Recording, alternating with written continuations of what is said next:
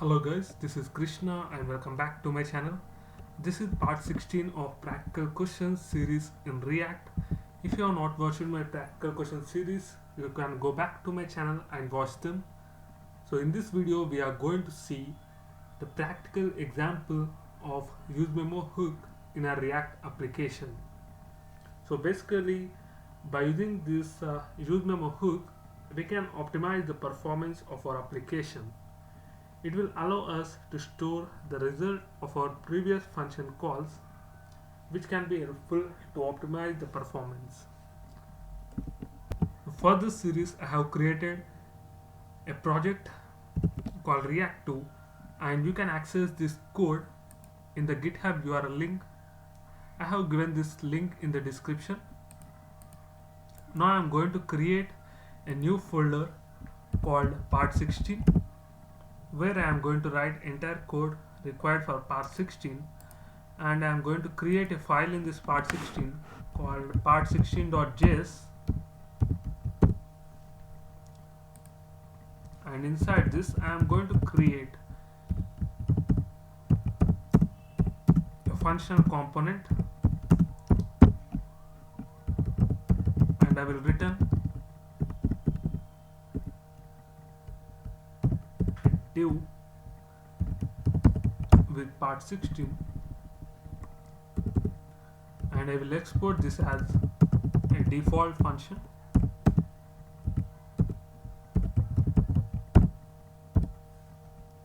Now in order to show this component, I have to import this in app.js. I have already imported this. Now I am going to save this, and you should be able to see part 16 here.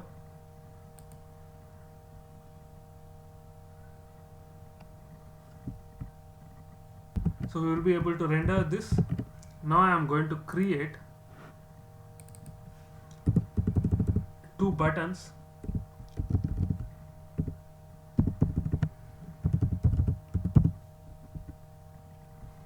One is the count 1 and the other is count 2.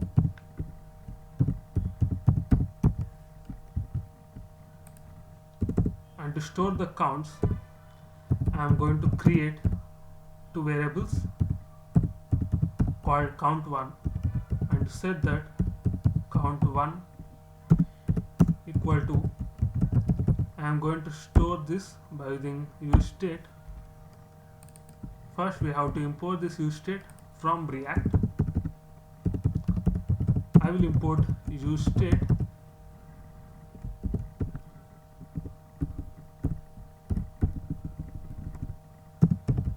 from React.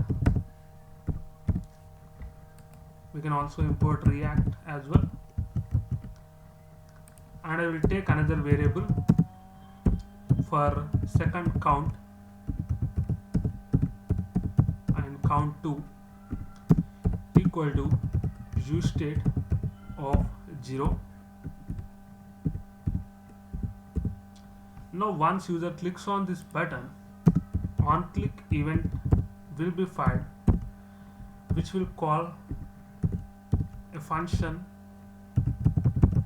named handle count1, where I am going to increase the count value. And once user clicks on this count2 button, the second function will be called, which is named as handle count2, and I will create these functions above this return statement by using arrow function syntax. And inside this I am going to increment the count value by 1 plus 1, and I am going to create another function for incrementing the second count value.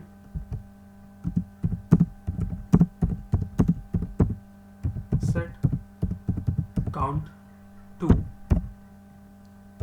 of count2 plus 1. Now let us save this and I will show this count value to the user inside a div, opening the curly braces and count 1.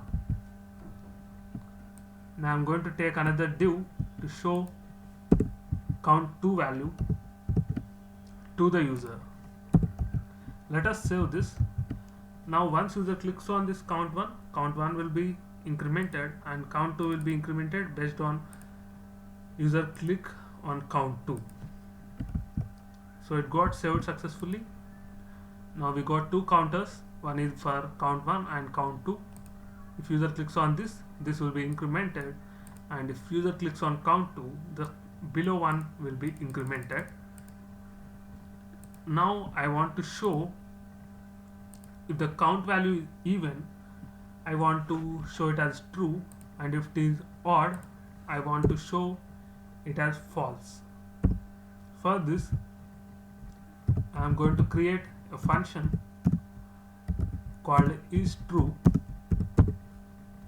by using arrow function syntax. So here I am going to check whether count 1 value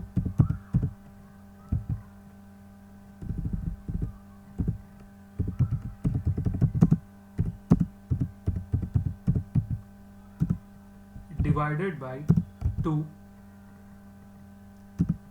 is equal to 0 or not. I am going to return this is true. Now I am going to use this use is true function, and I will take a div and display to the user whether it is even or odd by using true and false. If it is true, I am going to display it as true, and if it is false, I am going to display it as false. Now let us save this. Now check. We will head back to the browser to check whether it's working or not. So once we refresh this, you should be able to see some default boolean value. So it is true.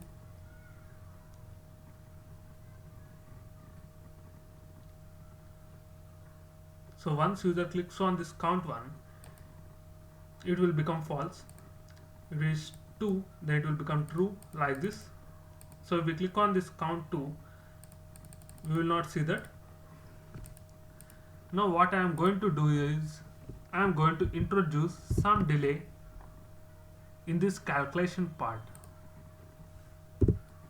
and I am going to use some loop. So basically, in our applications, we will load some thousands of data from the back end, and we will render that in the front end. So we will see somewhat of delay in those scenarios. So we don't have that scenario. So for this, I am going to introduce some static delay here.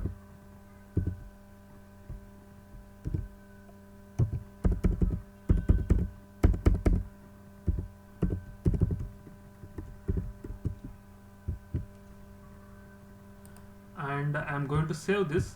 So you should be able to see the delay in our application. Now we will check whether we are able to get the delay or not. And if you click on this, there is some delay in this. So you are able to see this delay. And if I click on this count 2, you should not be able to see the delay. But if I click on this, even here you are able to see the delay, because whenever you change the state, the component will be rendered again. So because of this, the isTrue function will be called again, and as there is delay in this, you are seeing the delay for both count 1 as well as count 2. But here in our scenario, we don't need this isTrue to get called for count 2. So for this, we are going to use memo to avoid this scenario.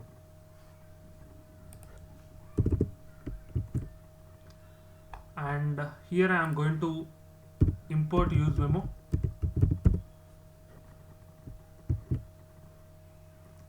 and I will take this use memo here.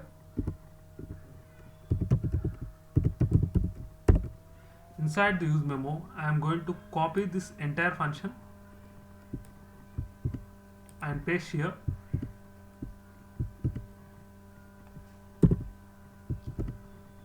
So this will be dependent on some parameter like count1.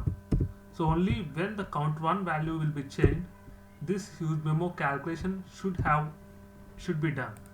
Otherwise, it should not be called again and again. So I am going to take this and paste here and save this. Now if you see here, this use memo is not a function now. So let us save this. Now let's head back to the browser and check whether we are able to get the delay or not.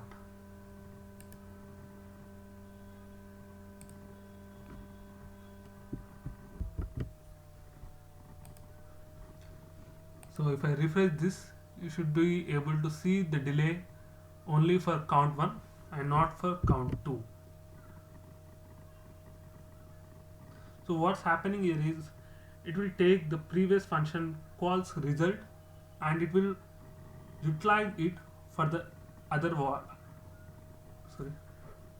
other calls. So for the count 1, you should be able to see the delay,